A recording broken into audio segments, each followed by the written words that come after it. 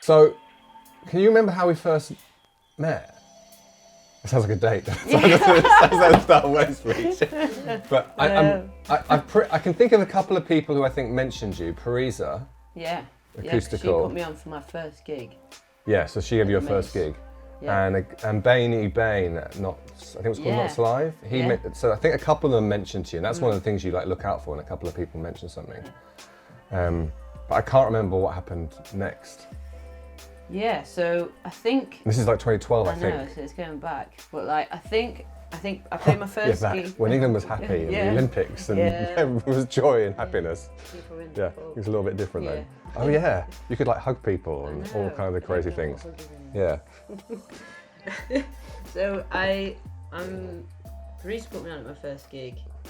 And do you know, was that 2011 or early 2012? I think it was early 2012. Yeah, I think so as well. Just after Christmas, but still cold. Yeah. Because I got the bus from Mansfield and I was walking. The famous bus that inspires songs in future times. Okay. The Pronto. So early 2012, your first Pronto to a not-in gig. Yeah. Courtesy of Parisa. Yeah, at the Maze, obviously iconically, everyone plays their first gig there. And then after that, like, it was Bainey Bain. Bainey Bain. Bainey Bain? Bainey Yeah, Bain. I think that's Who Round the Rag of Rocks, yeah. And Steve Oliver. They asked me to come in for a session on their radio show. Which is Not Live. Not Live, yeah. In Bulwell. Yes, that was an actual station. Yeah, I remember. Yeah. And that was like my first experience of anything ever like that, it was really nice. It was, I think it was only like a few weeks after the Maze gig, and then after that, obviously, like other people asked you to play gigs who were at the Maze, and then I did the Jam Cafe open mic quite a lot, like every Wednesday. So then that opened up more gigs. So I was like playing in town every night, sometimes twice a night.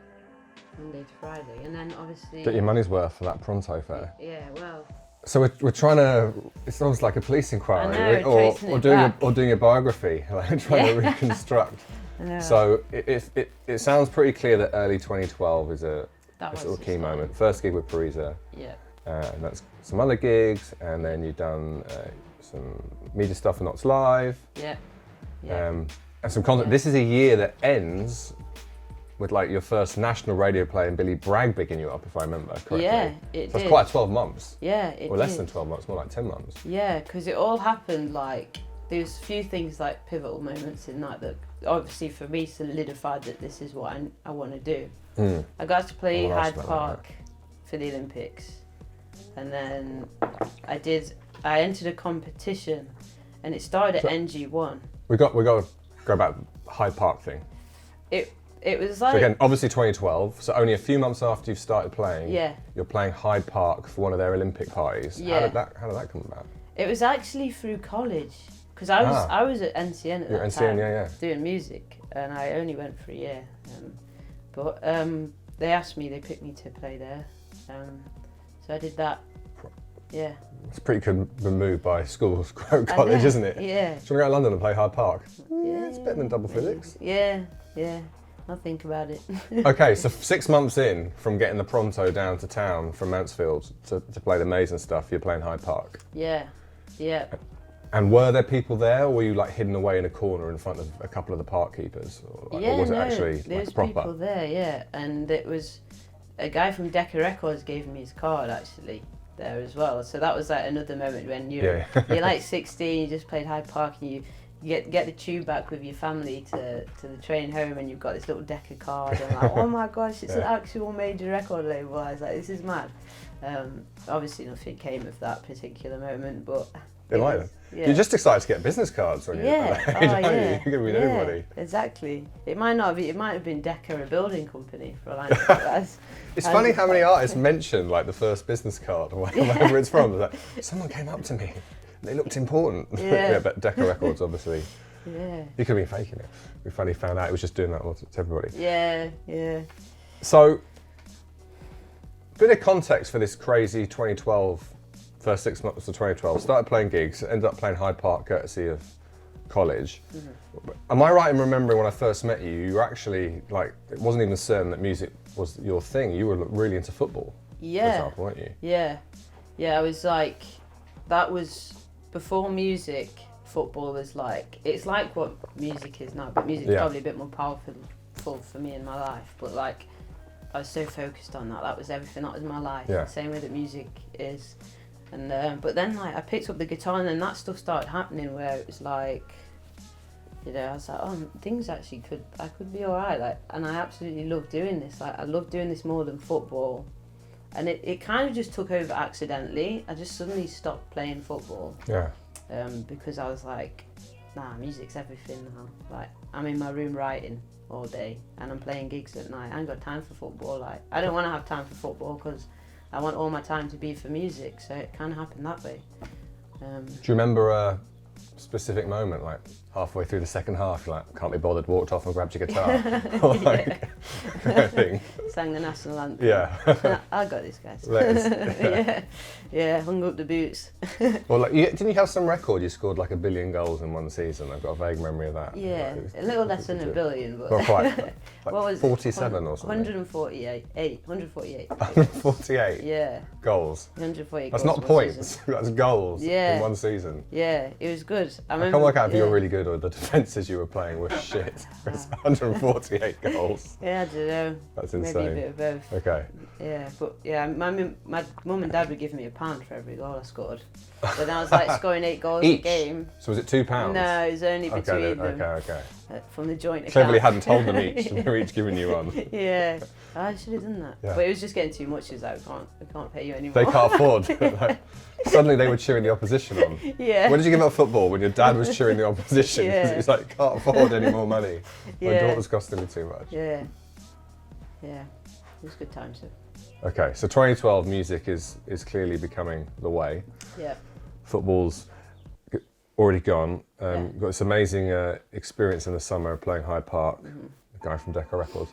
What, am I right in thinking Titchy Strider's in there somewhere He is in the early there. days? He is. Like, what vague memory is that I've got? of Yeah, you? it's such a random, such Yeah. a random thing. I basically entered a competition.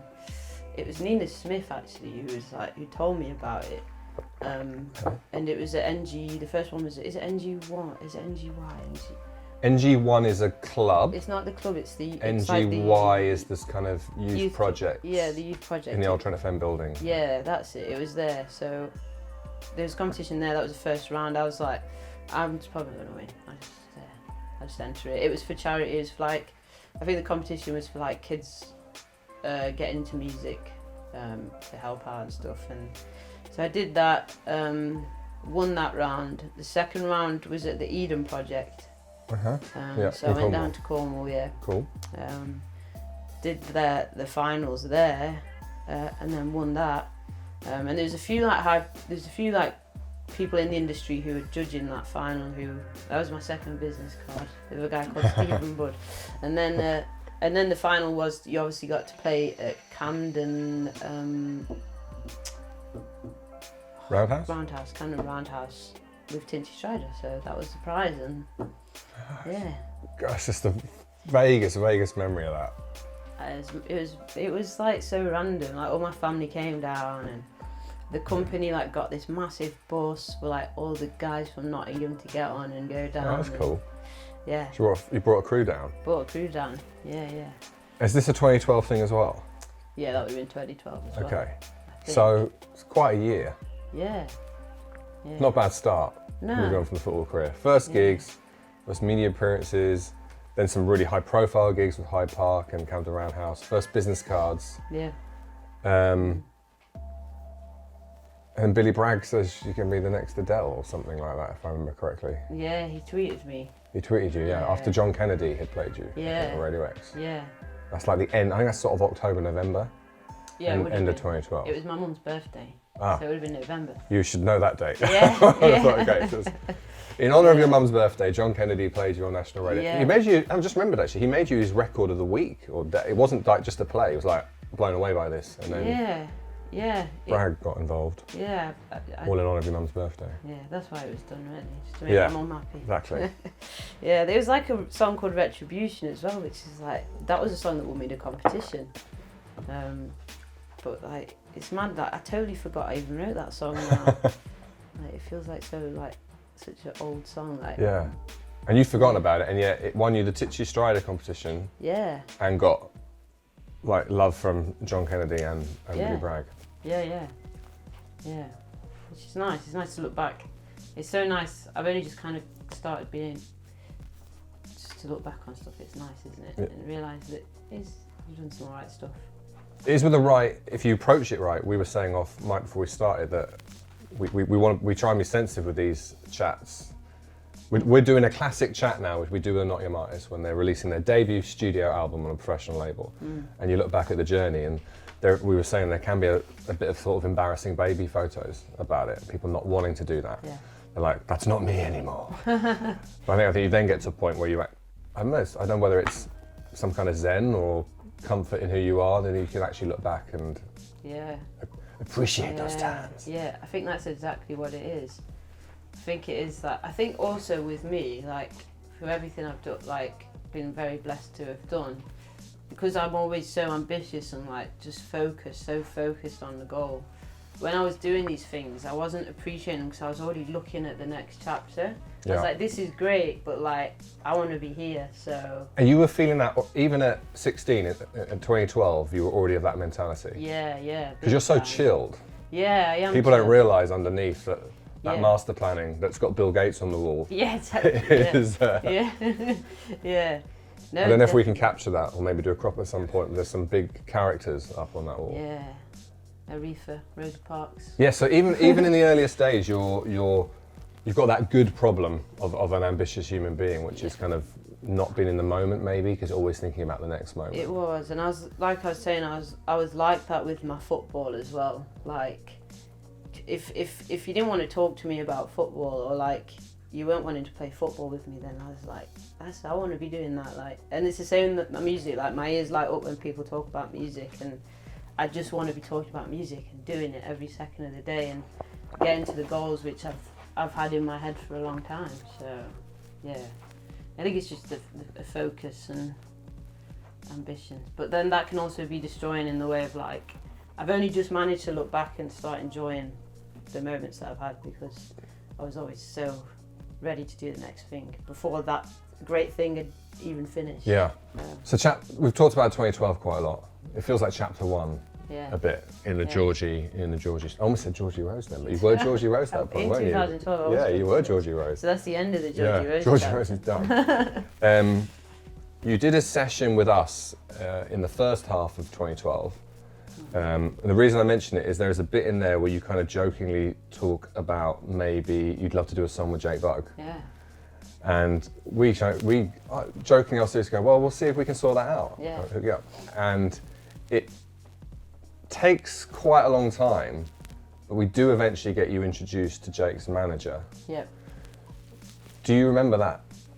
Yeah. I think I remember it well. I've been trying to get you guys to talk. It was almost like when you're trying to set two mates up. Yeah. They're never at the same party. Yeah. So do you remember where we'd been? We were at Broadway Cinema. We'd been somewhere before. I think you and Jason had been to a gig. Yeah, it was Harley Blues. With Michelle. It was Harley Blues' album launch at the Nottingham Contemporary. And I was playing a gig at Broadway. Which is why, because you and Harley are quite good friends. Yeah. Or now, maybe you didn't know each other then, of course. We did. Yeah, they, you know what, Harley and Katie, they always kind of like looked out for me at that time when I was 16. So after gigs, they'd make sure I got like a taxi back and stuff. They were really mama bears. sweet. Yeah. They're fellow NCNers, weren't they? They were, music yeah. at New Yeah. College. Oh, Yeah. sweet. So we'd been at Harley's gig, and Addy had been on earlier, Addy Suleiman. Yeah. And then I went into kind of matchmaker mode. Yeah. So I got him to the Broadway, and that's where you guys first met. It correct? was, yeah. So I was playing like a song called David. He was putting some photos up in Broadway, having like showing his photos and stuff, and he asked me to play, so I played in the corner of the Broadway Cafe. It's a classic slot, the corner of the Broadway Cafe. Of the Broadway Cafe. But yeah, and then I came over and I think you introduced me to me and Jason. And was your mum there? Yeah. Stupid question. Was your mum at a gig? Yeah, she was there. Of course she was. Yeah. Vaguely remember that as well. Yeah. And yeah, I think, I don't know if I would have had a beer or not, because I don't know if I would have been old enough, but... Obviously not, ladies and gentlemen. I wouldn't have Broadway, had a very beer. strict. Yeah, I very wouldn't strict. have had a beer. Definitely wouldn't have had a beer. It would have been a lime and soda. Yes. But yeah, I got talking to Jason, and thank you very much for the introduction. And then we swapped details. Business card? Business card. I don't know if he was a business card with Jason. He doesn't feel like a business card kind of guy, does he? He's too cool for that. Yeah, exactly. Yeah. He's like, let's meet up and have a jam. Yeah, that's literally what it was. Yeah. So he was like, let's meet up and do some music. So I went over to his studio that he had, and he got another guy in called Paul as well, who played a big part at that moment. Yeah, I remember Paul. Saunders, yeah, incredible drummer. And we just like did some demos. Just used to go to a studio and just listen to like some of the greats, like Carole King, and just be inspired. And so I think this is probably early 2014 now. I think so, yeah. If that first meeting was sort of, I think the Harley gig was November 2013. Yeah. So Christmas happened and then you start. Yeah. Yeah, that would have been it. So 2014 jamming, early. Jason, Paul, writing songs? Yeah, we wrote a few songs, but a lot of the songs were like songs that I just wrote at home. And they was like, have you got anything? And I'd be like, yeah, I wrote these songs last week, and I'd play them to them, and then we'd build the demos up.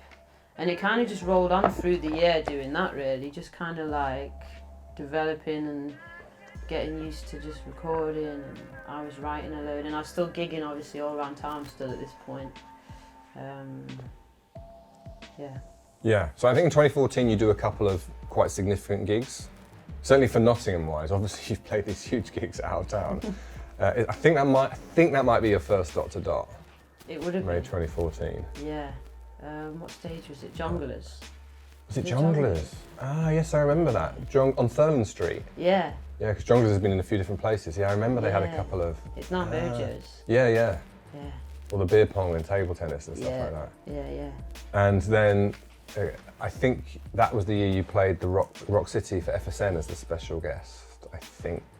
2014. Yeah, yes. I think so. Yeah, it would have been. So I would have been 19 at this point. Okay. Yeah. Getting old. Yeah. yeah, that would have been it. I loved that gig. That was great to be part of that. Was that the first time you played the main stage? Yeah, first time I played Rock City. So, okay. 2014, 6 years ago. Yeah, I almost want to ask you any other memories from 2014, but it's so long ago, it's hard to date them, isn't it? It was mainly just a lot. I think at that time it was just like I was just proper owning in on my craft. So just gigging as much as possible. Yeah, gigging every night. And that's literal. You would gig 5-6 times a week. Yeah. Like I was saying, sometimes I'd do 2 gigs a night, so I'd play like my belly's drum for the night. Yeah, mine as well. I had breakfast. So I'd play like at Rescue Rooms and then go across town to like Alley Cafe. Yeah. And stuff like that, and then I'd go back into town the next day. Do the other gigs now, you like playing them off against each other? It's like see one boy and then go another boy. Just cheating around town, gigging. They did. They were all pretty cool about it, actually. Yeah. So when you were at that kind of peak moment of playing that, how many gigs do you think you did in a year? Well, there've been like several hundred gigs you've done in a year. By then I remember recording it, and it was like at 400, I think. Wow. By that point, yeah. And I think it's over 1,000 now, or something, 800 or something crazy. People are like, I've played 3 gigs, why am I not famous yet? That is part of it. So if chapter 1 of this discussion was kind of basically 2012, and chapter 2 is meeting Jason, who goes on to be your manager, as well as friend, mentor to some extent. You've written with each other together. I guess the next part is going through that experience of signing with an iconic record label. Yeah. That was mad. That was Columbia. Mad. Yeah, that was crazy because we sent them.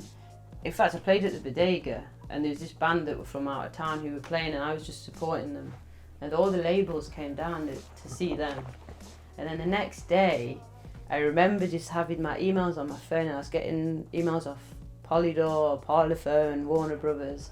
And I was just like, what the I was like, this is mad, like, this is crazy. I was like... That must have been an exciting day. It was so exciting, like, and it's important to, like, be excited for them moments, because it's not like the first time when that kind of label interest happens, it's always the most exciting, because after you become, like, you've been through the process of it all. It's a first love kind of moment almost, isn't it? Yeah. After that you become cynical and like, you're going to hurt me at some point. It is exactly that. You're a bit more wary. Yeah. So and then obviously we signed with Columbia, released the first single, Company of Thieves. I did a lot of touring at that point as well, and just a lot of travelling. Like, I did a gig for Burberry in Singapore and Geneva, and went out to America to record with Matthew E. White. Yeah, it's the Space Bomb guy. Space Bomb, yeah. So it's like, that was really time when things started, like, I felt like I was proper in the belly of the beast by that point. Yeah, which was great. I was doing what I loved doing. So let's have a little chat about some of those good times. In the middle of the middle of the decade. Yeah. This journey from signing with, I think they're called Soul Kitchen Management, to signing with Columbia, your record label, you got to have some incredible experiences all over the world. Yeah. Writing with amazing songwriters and playing like incredible gigs. Which ones really stand out in the memories? Ones you'll never forget? Going to America was pretty amazing because I'd always dreamed of going to America, but I really wanted my music to take me there. I didn't want a holiday on there first. I was like, I want my music. You didn't want a Groupon offer to New York for 4 nights. Yeah. So that was pretty great, and we had an amazing experience in the middle of Virginia. So that was great. Touring, obviously, I was like became a proper tour monkey at that time. I was like just saying to Jason, like, when's the next tour? And it's like, so we went on tour with Jake Bugg a few times and Blossoms, and that was great. You know, like places like Brixton Academy and Rock City, like iconic venues. And then it was the first time I looked back on this was the other day when I was sorting my room out. It was an NME magazine, and I got a double-page spread in there. And again, like I was saying before, that was when it happened. I was like, oh yes, you know, it's cool. Like, but when where's the front cover? On tour, yeah. And it was like the first time I looked back on it the other day, because I remember when I was at school, I used to get NME magazine every week with my dinner money, and I always dreamed of like being in there. So it was the first time that kind of hit me the other day. I was like, I actually did get in here. So that was nice. So that happened. So it was only a couple of years after it that you really savoured having realised what was literally a childhood dream. Definitely. Like a bucket list thing. And then Brixton Academy as well was always a bucket list thing for me. Yeah, it's an amazing venue. Yeah. So I did some great stuff. It was a lot of fun. Yeah. I feel like Brixton hits that sweet spot of big but still got some intimacy about it. Yeah, it has. It's amazing because it's like when you look out, it's sloped. Yeah. You've got like the. So we've talked about gigs that mean a lot to you. A couple of gigs that stand out for me of you. This might be a bit of a random one, but you did one it was quite a random gig. It was the Hockley Arts Club in 2016, I think it was. Do you remember playing there? I do, yeah. That was part of the little tour I did. Yeah, and the reason I remember, there were a couple of reasons I remember. Well, A, it was a very unique space to do it. 2, it felt like a house party. Pretty much everyone there knew you, or you know, even if they weren't, almost become friends of yours because they were loyal fans. It was really intimate, cosy, just a beautiful energy. Yeah. Risk sounding like a raving hippie. And it was the first time I heard you play that song that's got the lyric, "I need a man who can drink more than me," and it's also really catchy. I'm just avoiding singing for everybody's sake. But for me, that was the first. Oh, that's a strong statement. The first time. It was a moment when I thought, wow, you really could have a top 10 record that gets played on daytime radio, because that song was so catchy. And there were other ones, but that was the one that really stood out. Had you been doing something different for the 6 months leading up to that in terms of, or was that just evolution as a songwriter? Yeah, I think it's the evolution of a songwriter and just a musician, like just being on tour and meeting other musicians all the time. And I also got to write and still writing with some of the best writers that I was very, again, blessed to be introduced to, like a guy called Johnny Wright, Egg White, Amy Wadge. Did you say Egg White? Yeah, so, yeah. Egg White. I don't think it's his actual name, but that's his. I guess that, yeah. It wasn't christened by the priest. Yeah. Egg White. Love to know the story behind that nickname. Okay. It's a cracking joke. Can we please put a sound effect in when she does that? Yeah, so again, I guess that's part of learning a craft. Getting to work with different songwriters, both having that experience but also learning from them. Yeah, definitely. So that's the Hockley Arts Club really stood out to me as a gig where, like, okay, Georgie is evolving as a songwriter here. From, you know, the classic things you'd get in the early days of Girl on Guitar, next Joni Mitchell, that kind of stuff, to like, you could write some pop songs. Yeah. There's a few gigs in the second half of the decade that stand out. That stood out to me personally. Others might say it's a bit of a random one because it's a smaller one. And then we've got the journey to what ends up being the base for the live album, which is the Trinity Church gig, where you talk about quite a few of those songwriters actually. The interludes you which is another evolution of you. You become a chatty little bastard. I know. Don't you? You can't shut me up these days on go stage. from very quiet J-Bug-esque levels of chat to suddenly, no more whiskey please.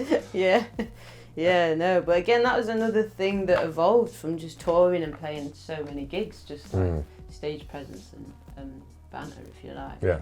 Just that confidence of just being in a room. If you do something 1,000 times, you said you've done 1,000 gigs, it's called 10,000 hours theory. It's probably the most famous theorization of it. Don't you hear that? Yeah. So you're kind of doing your 10,000 hours. I think I said this to you not too long ago. You've become quite funny. Yeah, you did. Yeah, I bumped into you, And that was after Metronome, which is going to be, I guess, another gig to mention. So you've got Hockley Arts Club, like, I think to those who've followed you for a long time, it's like, really seeing the evolution of a songwriter. We'd always seen the evolution of you as a musician by then. You've been playing for 4 years. Then you got this Trinity gig, which, was that always going to be, was it always the idea to record that and have it as a live album, or did you just record it, thought it sounded great and thought, well, let's put this out? Yeah, we knew we wanted that as a live album. I think I had all these songs that meant so much to me that I'd wrote with great writers, and and again another chapter that I felt it was the right time to release a live album. I just wanted to put these songs out there because I knew to a lot of people that had seen me live, some of these songs meant so much to them. Like so many people asking for some of their songs for their wedding and stuff, and I was like, let's just put them out as a live album because that's what people know me as. Like, live's been such a prominent thing.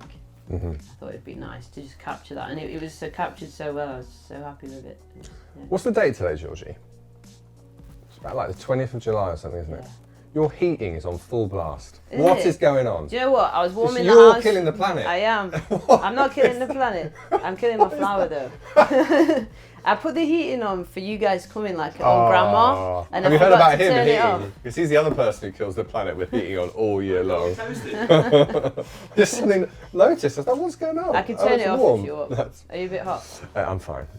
I forgot to turn it off. So it doesn't work out with Columbia. No. So you decided to do your own thing. Yeah. You put yeah. Yeah. Going through Elvis mode then. Yeah, There's a few of those on the live album. Thank you very much. Have some whiskey. So here you did another amazing gig at Metronome early 2020. So those three standing out to me: the Hockley Arts Club, Trinity, and then Metronome. To get helped by their amazing sound. I think it was absolute spine tingle, hear a pin drop vibes. Yeah, that was one of my favourite gigs I've ever played, that one. And that was probably because you hardly shut up. That was almost like spoken word with a bit of music. Yeah, there was a lot of banter. It was nice because it was banter from the crowd as well, so it was like... That was a beautiful moment with your brother. Yeah. That was really sweet. Yeah. Twin brother from Paris. Yeah. I just seen his face from a phone. Yes, coming at you. It was a bit freaky at first. Like, why has someone got my twin brother on the phone? Oh, it's my dad. Oh, he's there. He's saying hi. Yeah, that was sweet. Were you just playing a song that was written about him? Or was that something? There was some connection, wasn't there? Yeah, written about him, kind of like missing just moving away and stuff. Yeah. Which people always thinks about a boy as in someone you love, but actually it's really to a brother. Yeah, I remember that. I've got a few songs like that. But, So, 8 years deep. From Tinchy Strider, Hyde Park, Decca Records, The Maze. Yeah. Played all over the world, written all over the world, released an album but not a proper album. Yep. Or not an official album because it's a live album. Yeah. We are finally about to get the debut studio album on a professional label from Georgie. Yeah, finally. After all these Took your years. time. It did. I was waiting for the Did you have a word with your manager? Jeez. They're meant to sort these logistics out. Come on, Jason. So yeah, finally out there. So as a human who's been bad at enjoying the moment and always looking to the next one, but you're getting there as you become a wise, zen old mid-20 something. How are you feeling? Yeah, excited. It's so like, I feel like it's weird. I feel like I'm only just ready to release an album. Like, I feel like I'm only ready. I found myself as an artist. I'm comfortable. I'm confident, and like I'm ready to release an album now. And this album is like, it's obviously been done through the coronavirus pandemic. That's not obvious. This album that you're releasing now has all been written during the Corona era. Yeah. So it's all new songs. All new songs. All written during the lockdown. Worldwide delight that is the global pandemic. Yeah. Yeah. So produced it. Something good came out of it. Yeah. I know. Well, that was the thing. Do you know what? It was such a hard time. I was going through a lot personally at the time as well, and I was like, the album just happened by accident. I just like locked myself away and wrote, and I was like, oh, I've actually got enough songs to release an album. So after 8 years of pissing about and not putting an album out properly, you finally released one by accident, is what you're saying? Over 2 months. Yeah, exactly. Brilliant. Yeah. 8 years, nothing. 2 months, boom. Yeah, there you go, here's an album. Yeah. It'd be interesting to see, I wonder how many other musicians would have... Yeah, my belly's like groaning again. Mine as well, yeah. That's clear. I think that's probably a sign to wrap it up. So let's just finish with a little chat about the record. This has been recorded a few weeks before it's come out. Yeah. So I know nothing about it. I've not heard. This is one of the situations where the person you're chatting with hasn't heard the record. Yeah. So what should I be looking out for? What COVID-19 bangers should my ears be anticipating? There's one called Blue Waters, which is actually just about the end of COVID, like seeing the light at the end of COVID and being able to see people you love again and everything. So that's the last song on the album. The first song's called Company, which is about missing company of like my mates just drinking in a beer garden and stuff. And then there's all songs on different emotional journeys on there. I like to think that it's like an album with like hope, redemption, and just a bit of struggle as well. It's an interesting combination. Yeah. Sounds quite Shakespearean. Hope, redemption, struggle. Shakespearean, maybe sneeze. Could also potentially be the name of the album. I assume you've already named it. But. Yeah, I went for a simple one at home. Because you recorded it at home. Written. See what you've done. At home. With the heating on really high. Yeah. There's a theme developing here. I never had the heating on while I was writing. It was beautiful. March, April was really warm. It was so wasn't nice. It was gorgeous. We had our summer in March. I think that comes across in the album as well. It's the production and stuff on it's very summery. So it's 1 minute past midnight on Thursday night, Friday morning. I'm a really, real keen Georgie fan, like borderline a bit weird. Rushing to listen to the album. What song should I listen to first? Ooh, that's a good question. I'm going to say Unrequited Love. Okay. Why? Is it going to make me smile or is it going to make me really depressed? That title. Okay. I'm not sure which way it's going to go. It's probably one of the most painful songs on the album. Okay. But I feel like... So Georgie suggested to our most trusted, loving fans is go and listen to the really painful song first. I'm going to go for another one. I'm going to go for Company. Okay. Yeah. Company or Blue Waters, because